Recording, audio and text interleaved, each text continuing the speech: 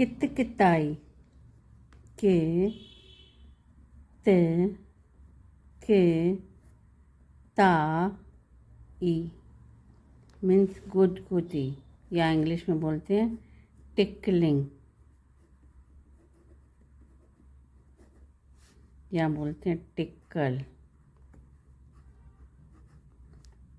इसको सेंटेंस में कैसे यूज़ करेंगे? हुन्ना बार खे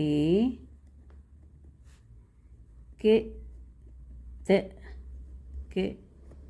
ता ई करे खिलायो।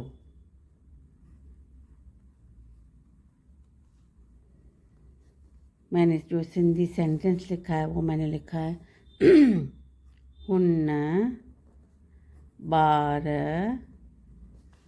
खे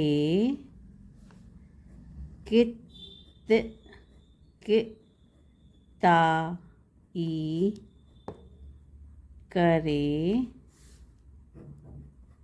खिलायो।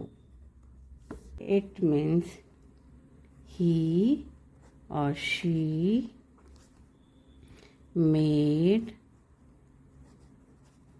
the child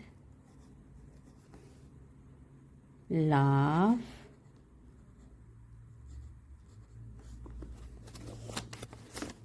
by tickling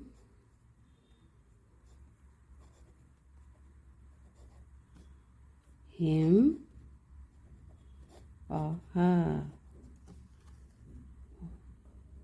It means हुन्ना बार खे किताई करे खिलायो।